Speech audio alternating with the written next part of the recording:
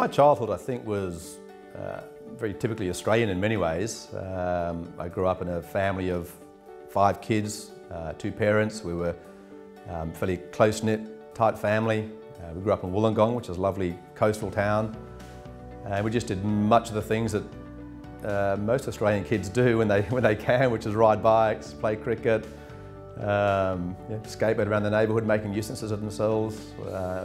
We spent many afternoons at the beach and weekends, so it was a very simple, straightforward life in many ways, but a very pleasant one. Well, my business, Avenir Capital, is an investment firm. My background's in private equity. I spent many years buying businesses and trying to create value before selling those businesses on, and now we do essentially the same thing but in the public market. So Avenir invests in global businesses that we can find that we think provide the opportunity to buy a bargain. So we look to buy solid, sensible, growing businesses when we think the market's made a mistake for one reason or another, and we can buy them very cheaply on behalf of our investors.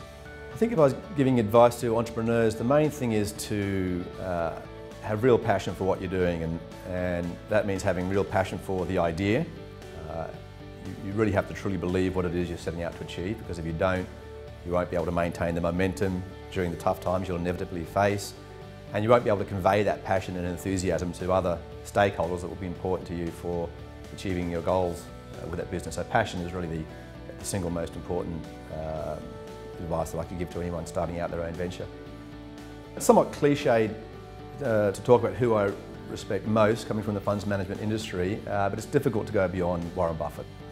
He is someone who has achieved a huge amount of success, and he was a very entrepreneurial figure when he started, and I don't think a lot of people appreciate fully how much of an entrepreneur Warren Buffett was. And what really strikes me about Buffett is his independence of thinking.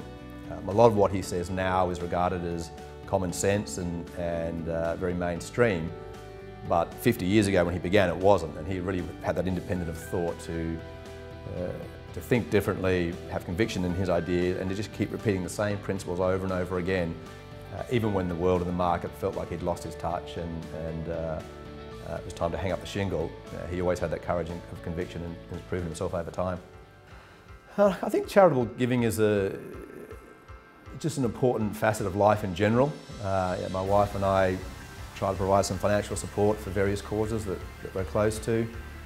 At Avenir we're fortunate, and that a very significant thing we've been able to do is to get involved in the Future Generations Global Investment Company, which is an initiative started by Jeff Wilson from Wilson Asset Management, where he's created a listed investment vehicle, and then he's assembled a panel of fund managers who all invest in international markets, who will provide the fund management services pro bono or for free, and then that listed investment company will donate a percent of net assets to a range of charities every year. It's a great venture, and we're very fortunate to have been selected to be part of the panel to manage some of that money on behalf of the global Future Generations Global Investment Company.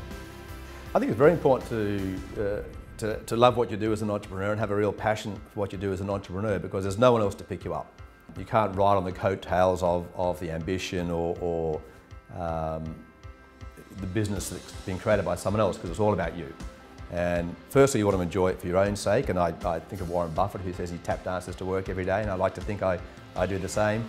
But you will face challenges in any business, and if you don't have a real interest and a real passion for what you're doing and really enjoy it every day, those challenges can be pretty tough and seem pretty insurmountable.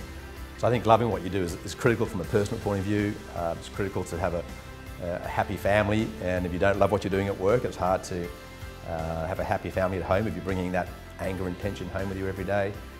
And you won't get the support of others, constituents that can be important to your business if you don't show that real passion and love for what you're doing every day. If you don't love it, then how can you expect them to love it?